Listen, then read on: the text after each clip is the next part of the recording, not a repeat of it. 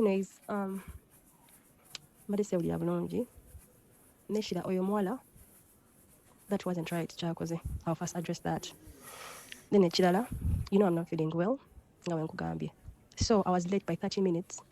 Show yabadde etandika ssaawa 5. I was late by 30 minutes. Kitegeeza natuuse ssaawa 5 kitundu. Ne ntuuka ku station, ba producer ne bandaba ne bampa ew'okutuula. Bampadde ew'okutuula. After some time, ne bandeetera omuzindalo because everyone had seen me nti nno ntuuse mu kifo. Everyone had seen me. Era ne baleeta omuzindalo ne bagumpa when it was my time to perform. Ne ngenda ne performinga. After some time, ndi ku simu, I see a video circulating.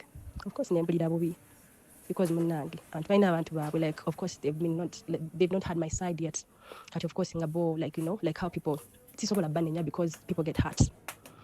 I felt so bad and I couldn't just come out because nze erinnya lyange si building ze ku, you know, like mubambukweza kuba ku, like, in a bad way. I don't think it's the right way of building erinnya when you're tarnishing some other people's names. So I really felt bad nga kiteeka ku nze just because ye ayagala ku building kike, ayagala bawulire kike. But of course I had to just, you know, be silent. Like, you know, I had to just be silent and just watch the space. So it was just too much. Of course, in fact, Sheila mbadde ngenda bireka, but the fact that you wanted to know my side, nengamba why? Let me tell you. So after some time, aba NTV bankubira, bangamba banange, we are sorry. I don't know if you've seen the video, bichi, but we know, like, you were here first. Kubanga no mwala abadde clear agambi yatuse sawa mukaaga. Nze nabadde oshira by sawa 5 kitundu nga ntudde nga ninze.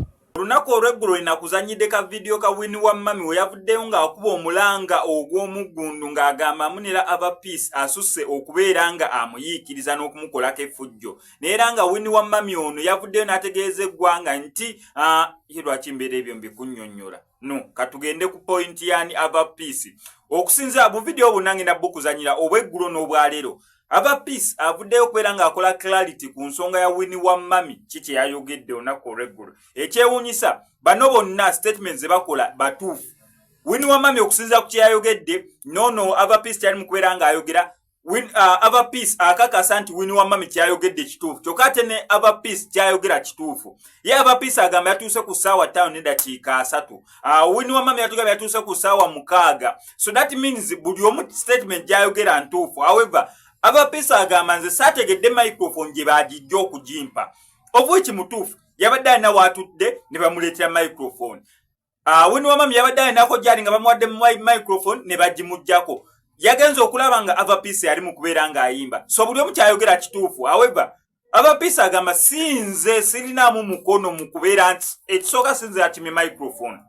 Nze nabadde ndako wentudde kiri nti nze yasooseewo ne bandeetera microphone era wentu nentandika okubeera nga performing. Microphone gye baagijja oba basse muntu oba baamukubye empi oba baamukoze eki oba baamuvumye nze saategedde wa gye baagijje bampadde buwi microphone n'ennyimba. So version ya Winnie wa mami ntuufu ne version ya aba peace ntuufu. Naye bineeno byonna bigenda beera nga bikomekkererawa kyekibuuzo. Kankutereko obutambi bwonna okuva gye byatandikidde paka kati wanene we tuli osobola okubeera nga atiisa wansi mu comment section onootubuulira ani mutuufu ani mukyamu ani asaanidde okubeera nga yeetondera munne. Okusinza ku damage akatambi Winnie wa mami ke yakoze kakoze damage y'amaanyi okutuuka n'aba producers ba NTV gye babadde babayise okubeera nga bakubira aba peace okubeera nga bamwetondera olw'ekyo ekyabaddewo. Oba aba management kwe NTV be balina okubeera nga beetondera naddala babadde mu production yeeyo show gye babaddeko. Either omuntu yakimye microphone obutannyonnyola Winnie wa mami wajja atwala microphone oba okumugamba owaayi aba peace abadde atuuse dda leka yabasooka okuyimba. Omanye buli kimu kitandikira mu communication ocommunicatinga ebintu ebimu bitambulira ddala bulungi. Obutambi buno kambukutereko okuba gye bweyatandikidde paka bwebiri osobola okubeera nga obyerabirako. Naye nga sinabeera nga mbikuterako kamusaba mabyo subscribinga wano ku SMX Media tujja kubeera mu missing updates naddala nga zino still wano ku SMX Media tusobola bunnyo okulangira business yo tukubirako obukubizi kwe namba y'essimu ebisigadde n'obitulekera. Zezina ensonga za Winnie wa mami ne aba peace. Honestly, I'm not okay. I've just left the NTV show. Today I had to attend to shows NTV and NBS. To Sekwen TV. Sanga mkaga zenyine. And when I reached, they started playing my songs. Nebampa mic, DJ Deno. But and joining a show. What are the cameras and as Jaka kazi the mic akawa other piece. Man, I know manager other piece is your friend. And I call you. This is disrespect is to say.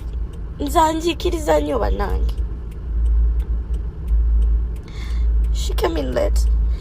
They removed the microphone from my hands without any explanation, without any reason. Jebampa jebamwa. I felt so bad. Okay. I'm late for share end this. I don't think I'll make it.